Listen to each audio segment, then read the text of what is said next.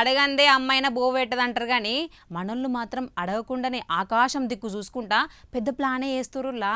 షేటంతా ముఖం పెట్టుకొని షేటేడు బువ్వదిని అక్షింతలు వేయించుకున్నట్టు తయారైంది కొందరి పరిస్థితి. ఒక దిక్కు సైంటిస్టుల మోత, ఇంకో దిక్కేమో మనోళ్ళు మాత్రం దేవుడి మీద భారం. మొత్తం మీద ఆన కోసం గోడ మీద పిల్లి లెక్క ఎటువాన పడితే అటు గొడుగు పడదాం అనుకునేటోళ్ళకే ఒక పెద్దయిన గట్టి టాస్క్ ఇచ్చిండుల్లా. అసలు ఆ గుళ్ళ ఏం జరిగింది, అక్కడ చేసిన యాగం ఏంది, ముచ్చట చూద్దాం పర్రి.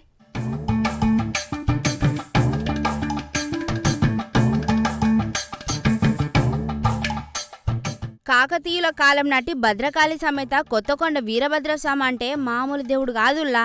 నమ్మినోళ్లకు అడిగినంతిచ్చే మహిమగల దేవుడు. ఆడుండే ప్రజల గుండెల్లో కొలువైన ఆ స్వామి గుడికి మన హైదరాబాద్ ఇన్ఛార్జి మంత్రి పొన్నం ప్రభాకర్ సార్ పోయిండు. రాత్రమంతా మస్తు ఆనలు గురవాలే, కరువు ఛాయలు పోవాలని స్వామికి ఏకంగా 108 కళాశాలతోని మహా అభిషేకం జరిపించిండ్రు.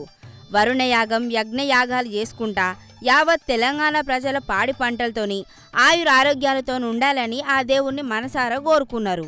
దేవుని మీద నమ్మకం ఉంచి లోక కళ్యాణం కోసం పెద్ద పూజలు చేసుడు నిజంగా మెచ్చుకునే ముచ్చట్నే కదా నుల్లా.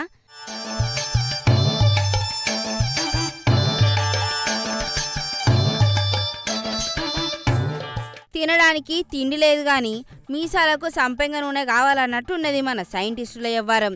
ఎల్నినో వచ్చింది, ఈసారి వానలు పడవు, భూములు ఎండిపోతాయని ఏవేవో లెక్కలు చెప్పి జనాల గుండెల్లా రైలు పరిగెత్తించిర్రు.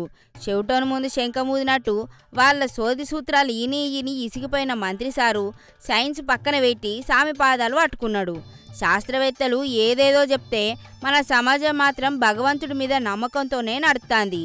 అందుకే యావత్ తెలంగాణలా అన్ని గుళ్ళల్లా వరుణయాగాలు చేసుకుంటా ఆ ఎల్నినో పీడ విరగడై మబ్బులు గారికి వానలు దంచుకొట్టాలని గట్టిగానే దండాలు పెడతాండ్రు మస్తు మంది.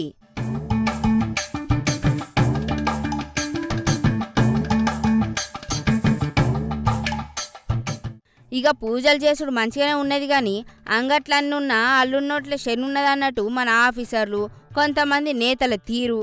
వర్షాలు పడాలని గుళ్ళ యాగాలైతే చేస్తున్నారు కానీ పడ్డవాన నీటిని దాసుకోనికి ఊర్లల్ల చెరువులు కుంటల పూడికతీత పనులను మాత్రం గాలికి వదిలేసిండ్రు. ఎండాకాలం అంతా తాగునీటి గోసి ఉంటే పట్టించుకోనోళ్ళు ఇప్పుడు వానలు పడాలని కలశాల అభిషేకాలు చేసుకుంటా ఫోటోలు ఫోజులు ఇవ్వబట్టే. అడవి నాశనం ప్రకృతి వినాశనం చేసుకుంటా జనాల యాగాలు ఇంకో దిక్కు కాబట్టే.